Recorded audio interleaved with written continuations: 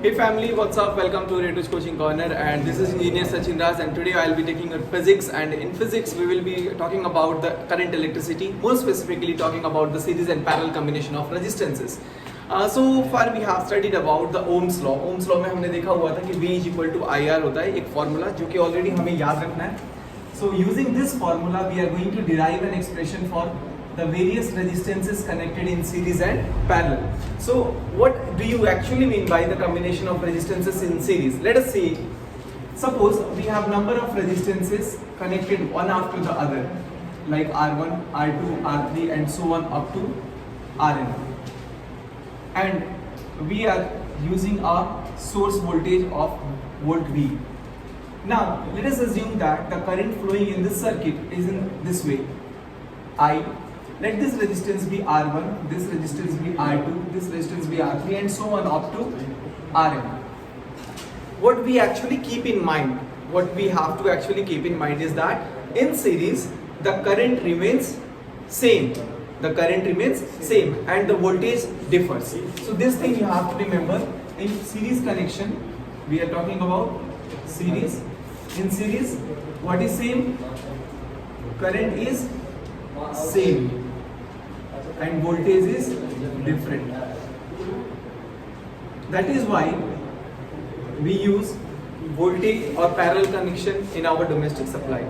अब यहाँ पे क्या होगा, सीरीज में हम लोगों को एक चीज ध्यान रखना है क्या कि करंट जो होगा वो सेम होगा. सपोज ये वोल्टेज V है और सारे resistance R1, R2, R3, Rn तक कनेक्टेड है. मान लेते हैं टोटल का जो कॉम्बिनेशन है इसका टोटल आंसर जो है वो R मान लेते हैं.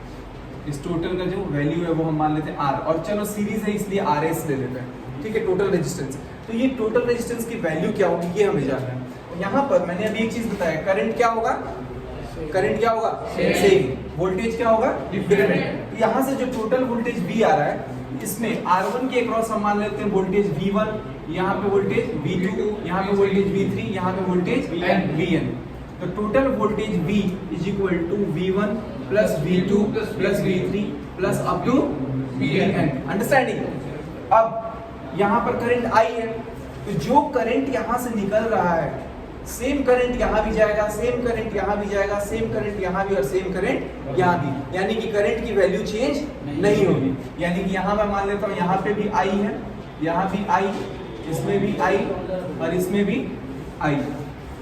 अब ओम्स लॉ का हमें फॉर्मूला पता है, V इक्वल टू क्या होता है IR.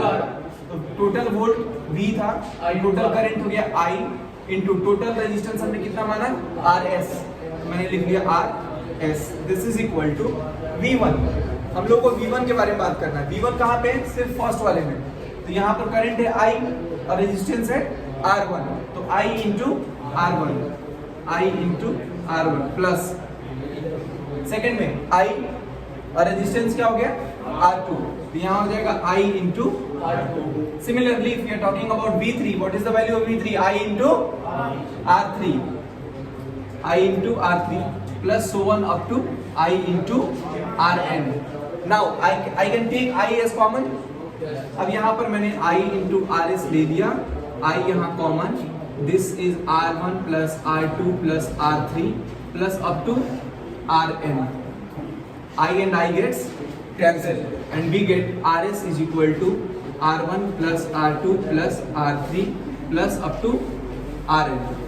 सबको समझ में आया? किसी को कोई डाउट? Yes sir. क्लियर है? पक्का?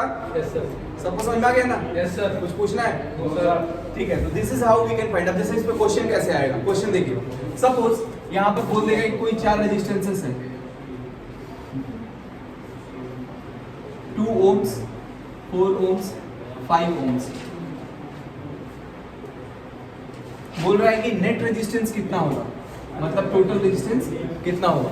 तो इस केस के अंदर हम क्या करें, क्या हुआ तुम्हें दिक्कत है कुछ? इस केस के अंदर हम क्या करेंगे, R नेट निकालना है तो R1 plus R2 plus R3. तो यहाँ पर हम लोग लिख देंगे R net is equal to R1 कितना है 2 ohms plus 4 ohms plus 5 ohms.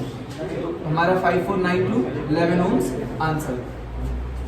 Easy निकल जाएगा. तो डायरेक्ट हमें क्या कर देना है, सिंपल सा ऐड करना है. कोई डाउट किसी को? No sir. Now this is all about series combination of resistances. What happens if we combine these resistances into parallel connection? So parallel connection के अंदर एग्जांपल देखिए कैसे होगा.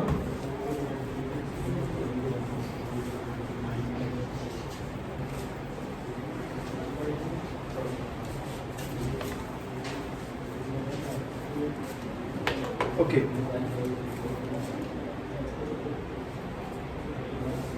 पैरेलल कॉम्बिनेशन के अंदर हमें एक चीज याद रखना है क्या कि इसमें वोल्टेज जो होगा वो सेम होगा. वोल्टेज जो जाएगा वो क्या होगा? सेम होगा, लेकिन जो करंट होगा वो डिफरेंट. सपोज अगर मैं सर्किट कनेक्ट कर रहा हूं,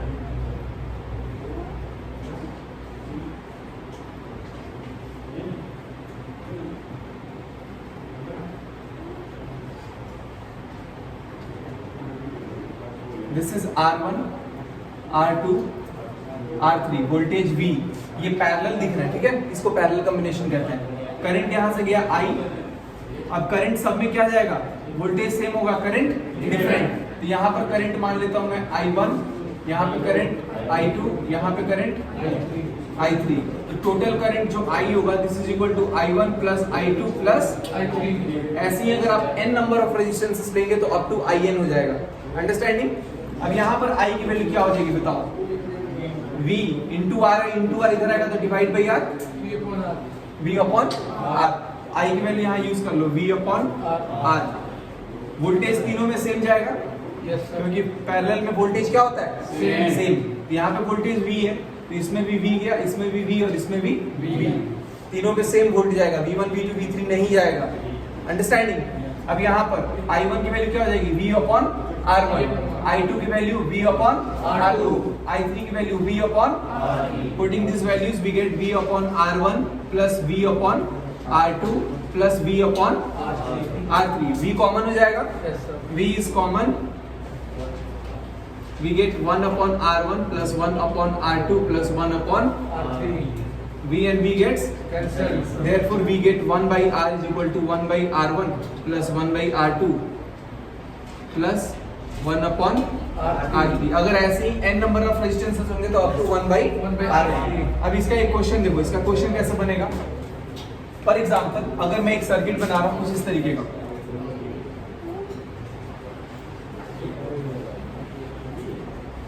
यहाँ 4 ओम है, यहाँ 8 ओम है. पूछ रहा है नेट रेजिस्टेंसेस कितना है? गलत, ये सीरीज में 12 होता. यहाँ पर कैसे सॉल्व करना है? 1 upon R is equal to 1 upon R1 हो गया 4 प्लस 1 अपॉन R2 हो गया 8. Taking LCM of 4 and 8 we get 8. फिर यहाँ पर 2 प्लस 1, ये है 1 बाई R यानी कि 3 बाई 8. अब हमें R की वैल्यू चाहिए तो इधर अगर रेसिप्रोकल करेंगे तो इधर भी रेसिप्रोकल लेना पड़ेगा. तो R बाई 1 कर दो, उल्टा कर दो इधर, तो उधर भी क्या हो जाएगा? 8 by 3 ohms unit. Answer. Easy to understand? Yes. समझ में आया? So this is all about the series and parallel combination of resistances. I hope सबको समझ में आया होगा. So guys, in the next video we will talk about more numericals on this chapter. I hope you people have understood. If you have any doubt, do write comment over here. Thank you so much for joining. Have a great evening. Goodbye.